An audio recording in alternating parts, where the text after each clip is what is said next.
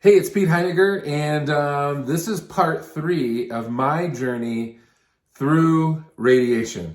And so I'm kind of excited. We've kind of covered already kind of the mental health side, the mentality, the thinking side of before you ever go through radiation, kind of what enters your mind and how that's a struggle, and learning and understanding more about radiation and where the technology's at can help you not have all of that anxiety and worry and just fear, for lack of a better term. And then we talked really quick last session just about timing, because everybody's going to be a little bit different, but you're always going to work with your oncology team to decide when is the best time for us to do radiation. And there's a lot of things that they're going to bring to you that you're going to have to consider. And so for me, my journey is kind of unique to me, but I had to weigh the positives and the negatives of being off of chemotherapy. And so, we discussed that. Now we're going to discuss the actual treatment. So let's just get started. Let's jump right in. So you usually have a consult early on, probably even before you're going to consider pulling the trigger, just so they can have a basic orientation to what radiology is, exactly what they would be doing if they targeted it. And so I had already had that back in June of this year. And so I kind of understood at least the long and the short of just the radiation process and some of the things they're going to do. So because I had that consult, it was fairly easy for me to then kind of, when we decided to pull the trigger, to just kind of move forward. So the first thing they're going to do for your treatment is they're going to have you come in for what's called a dry run or a rehearsal or whatever you want to call it. And that's where you actually go into the actual clinic that you're going to be in doing radiation every time. And you just are going to have to go through a procedure where they're going to target your tumor and exactly where they want to pinpoint that radiation, because the radiation technology has come so far these days that it can be very targeted and very precise at where the radiation is aimed. And so they really want to get that targeting right. So there's some things that they're going to go through.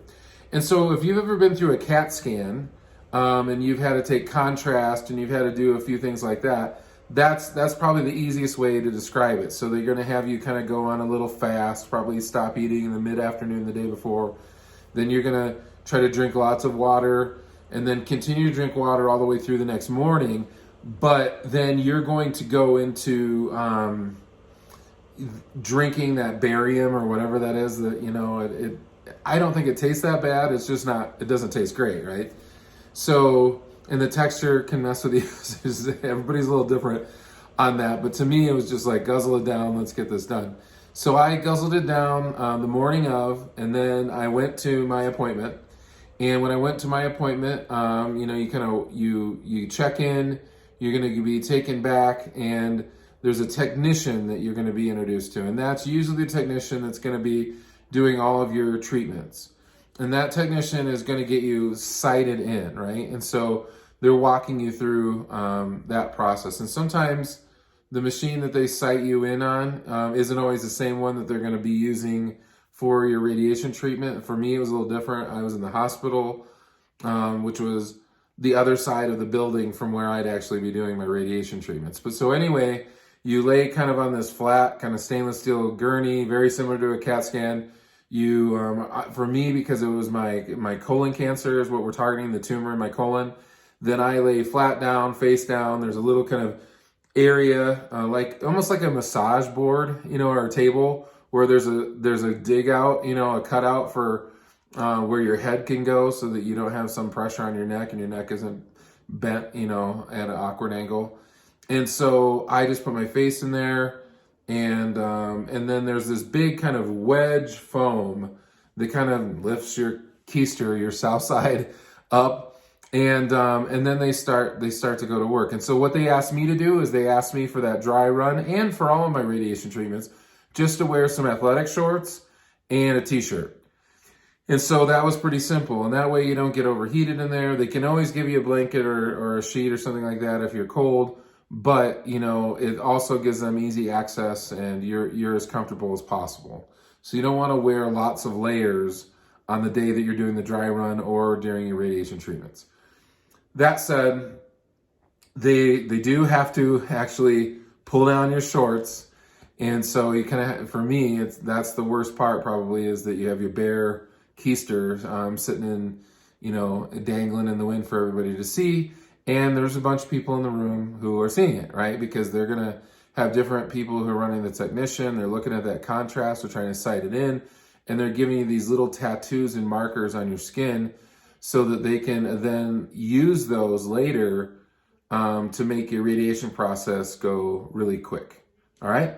So they're going to target all that in. That takes some time. So I'd say, maybe 10, 15, 20 minutes.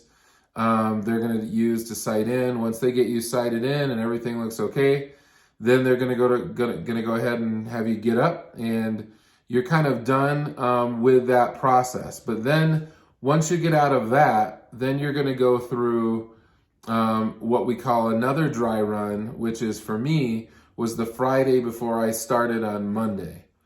And so that Friday I went in, and that was to the actual area that I was going to have my treatment.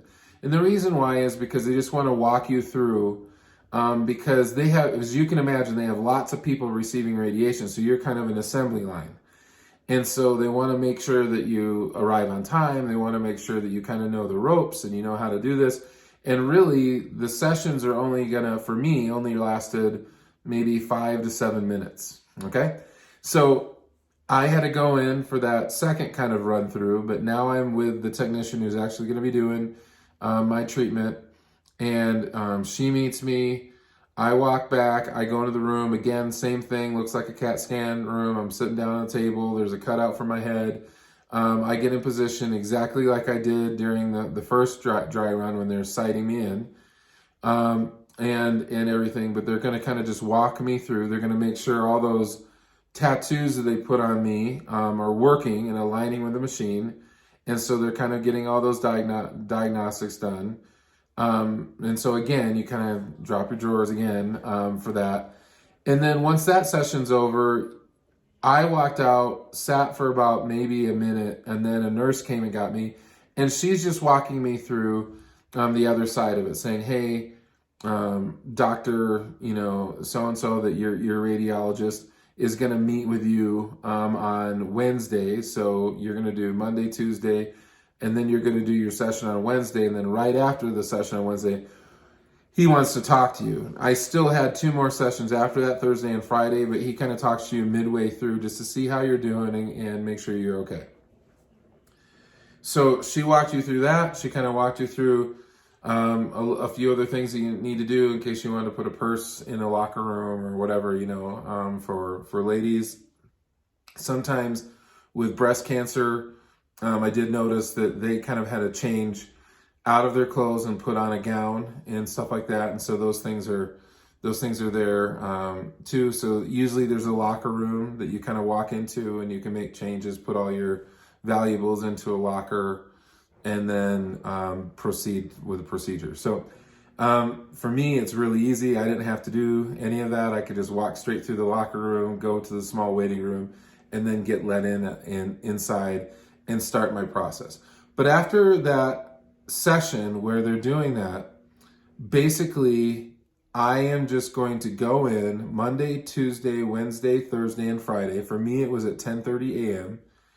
And they just asked that I don't eat prior to that and that I drink tons of water. And they actually don't want you to go to the bathroom at all before your bladder being as full as possible when you go in, right? And so I don't know exactly why that's, I know it has something to do with them being able to see the contrast and being able to see and sight that in and target and everything. So that's my best guess, is that it helps them in that area. But I had to kind of go in drinking lots of water. So you don't have to drink contrast. You're not getting contrast shot through you. For me, it was pretty straightforward. The sight lines were already sighted in. I just got in. I walked in, jumped up on the table, laid down. They kind of pull your, you pull your shorts down. You get all set up. They start the process. They leave the room. You can hear the machine going. It lasts for 5 to 7 minutes, and then you're out. And so that's pretty simple, straightforward. So let me get to the question that was most on my mind. So besides the fact that, yes, you got to pull your shorts down and you're going to be a little naked in front of people and stuff like that, I was always, concerned before I ever had radiation of just like, what would the pain be like during the actual session, right? Like, because you get all kinds of things conjured up in your head. I think, I was referring to it as like, like I'm going to go in and ride the lightning, right? It is, because to me, your radiation conjures up images of intense sunburn, your skin sizzling, all kinds of stuff like that. And so then you're like, well, I wonder if that's instant. I wonder if you really feel that when the process is happening. And so I can tell you that I didn't feel anything in any session, not once.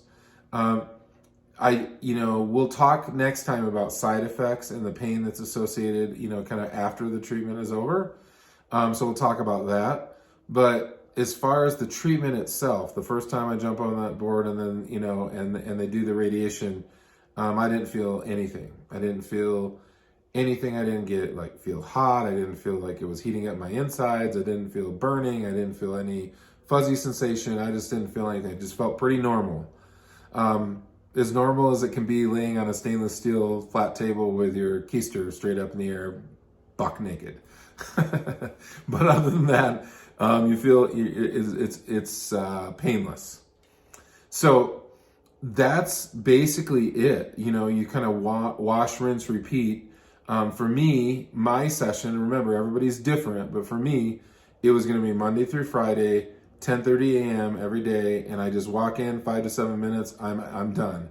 The only time it went longer than that was Wednesday when I consulted with my doctor, and really he's just checking on me to make sure that I'm okay, to make sure that I'm not having really bad side effects or anything like that. And so that is basically the long and the short of it. It's really not any more intense than that. They get you through as quick as possible.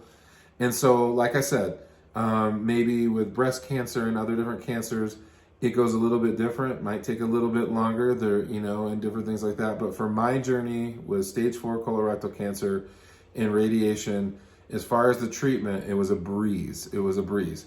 We'll talk about the pain, we'll talk about the side effects, and I'll be very honest with you in our next session. But that's the long and the short of how I had to prep for it and then the actual radiation treatment process. All right, love you guys, and I'll talk to you soon.